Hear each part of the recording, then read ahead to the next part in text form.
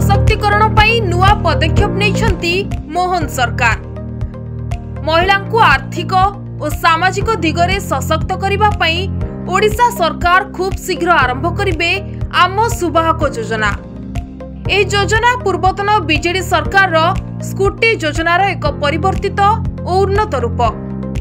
एहा माध्यमरे महिला को आत्मनिर्भरशील हेबाकू सुजोग मिलिबो एवं सेमाने निज जीविका गढ़िबा सह समाज रे निजर एक स्वतंत्र परिचय सृष्टि करि परिबे। ए योजना अनुसार सरकार 4 वर्ष रे 1100 महिला को कार किनिबा पई सहायता जोगेबे। प्रथम वर्ष रे 200 जन, द्वितीय वर्ष रे 250 जन, तृतीय वर्ष रे 300 जन एवं चतुर्थ वर्ष रे 350 जन महिला को कार प्रदान करा जिवो। प्रति जन को 10 लाख टंकार ऋण जोगाई दिया जिवो, जेउथिरु 1 लाख टंका वाणिज्य और परिवहन विभाग देबे एवं बाकी 9 लाख टंका बैंक ऋण आकार रे मिलिबो। गाड़ी किनिबार 3 मास परे ऋण परिशोध प्रक्रिया आरंभ होइबो एवं शुद्ध खर्च वाणिज्य और परिवहन विभाग बहन करिबो। ए योजना रे इलेक्ट्रिक गाड़ी बा ईवी किनुथिबा महिला को अधिक 2 लाख टंकार प्रोत्साहन राशि मिलिबो, जहा परिवेश सुरक्षा और टिकस बंधीय जीवनशैली को प्रोत्साहन देबो।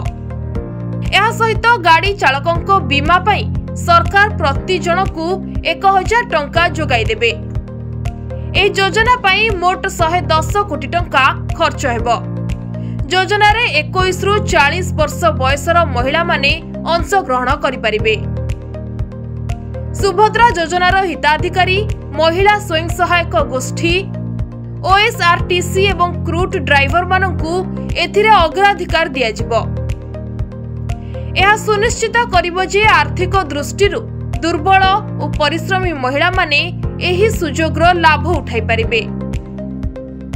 योजनाटी ठीक भावे कार्यकारी हेबा पई परिवहन विभाग सचिवंक अध्यक्षतार एक स्टीयरिंग कमिटी गठन करा जिवो। एही कमिटी योजनार प्रगति और कार्यकारिता उपरे नजर रखिबो। एहा सहित प्रति 3 मासरे महिलांक आयर हिसाब करा जिवो, जहा योजनार सफलता एवं एहार प्रभाव मूल्यांकन करिबारे सहायक हेबो। एबे सुद्धा 6216 जन महिला 4टी ड्राइविंग ट्रेनिंग प्रतिष्ठान रे गाड़ी चालना शिखिछंती। एहा दर्शाउछि जे महिला माने एही योजना प्रति आग्रही एवं निज दक्षता विकास करिबाकू प्रस्तुत। एही योजना महिला को केवल गाड़ी चालना सिखाइबा नुहे, बरं सेमानको टैक्सी सेवा किंबा अन्यान्य परिवहन संबंधी जीविका गढ़िबारे सहायता करिबो। आम सुवाहक योजना महिला को आत्मनिर्भरशील करिबा सह सेमानको आत्मविश्वास बढ़ाइबो।